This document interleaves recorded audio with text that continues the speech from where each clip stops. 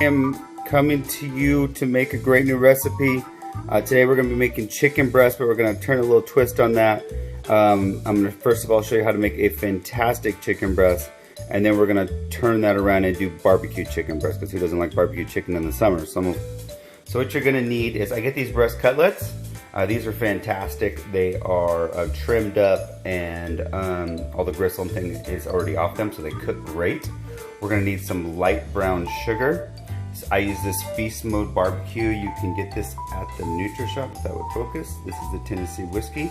And if you haven't tried G. Hughes, any condiment you can think of, including barbecue sauce, ketchup, things like that, this guy does an awesome job using actually sucralose, but he makes great tasting sauces without the sugar.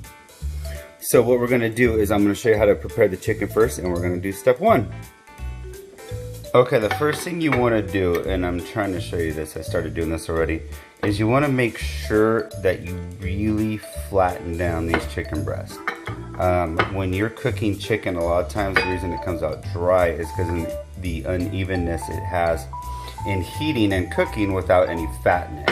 So what this is going to do is this is going to allow you to cook a little more evenly and also faster, which will preserve the moisture. So I basically am just using, you can use anything, you can use your hands, but you want to spend a little time to flatten down the chicken breast first to make sure they're going to cook properly.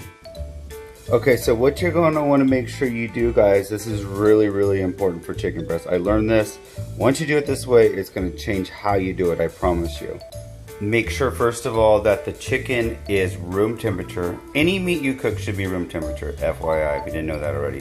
It's so important, or else it doesn't cook right. Never put it from the fridge, and try never to cook frozen meat. It's never going to come out as good. So basically, you get a nice coating of everything on here. I've basically done a nice coating. I'm letting it sit to get to room temperature.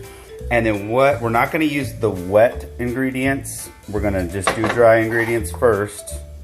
And what you do next is you want to get your pan, this is so important, even if you do it on the grill, I'm telling you, try this. You got to get this pan super hot. And what that's going to do is it's going to sear in the juice. So when you put it on the pan, don't put any liquids on it yet. Don't put lemon juice, anything like that, because what happens is it changes the temperature of the meat. So what you want to do is just dry ingredients. We're going to get this super hot, and you want to make sure you have a pan you can put inside the oven.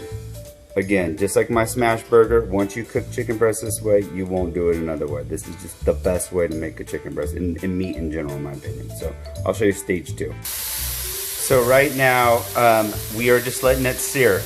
One of the cooking instructors I was watching basically said, put it in and don't touch it.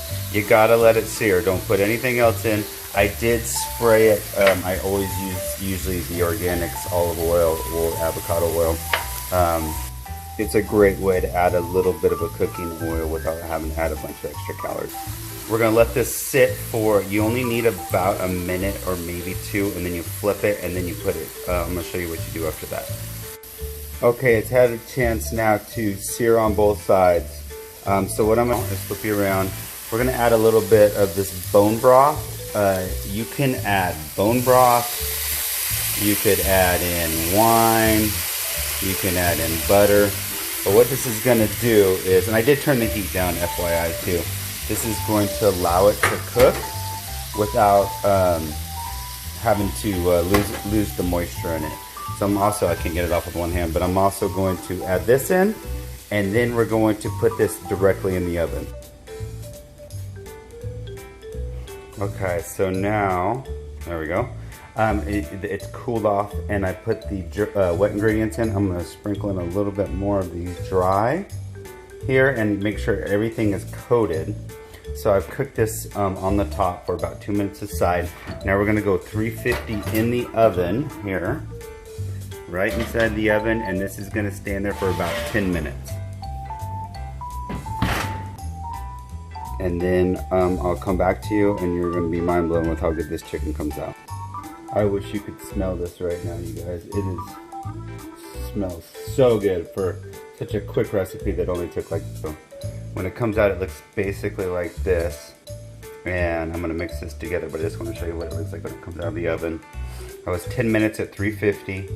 And you want to mix the juices around so it cakes on it. Here's something really important. Do not cut your chicken at least 5 minutes. You gotta wait 5 minutes, it's called resting. You have to let your meat rest because it's still cooking inside, and if you cut it before 5 minutes, all the juices is gonna come out. So I'm gonna wait 5 minutes on this.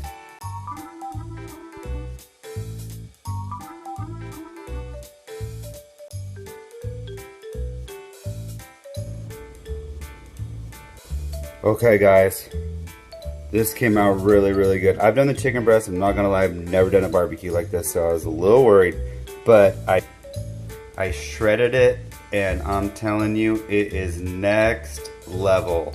This came out so, so good, and if you can look and see, look at how juicy it is.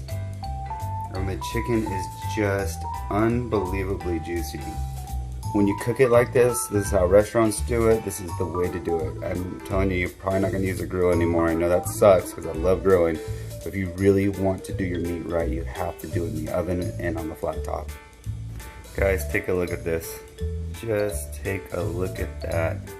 Isn't that phenomenal? This is my creation. And what I'm doing here is some American cheese, Dave's Killer Bread buns. These are awesome, and a little avocado mayo.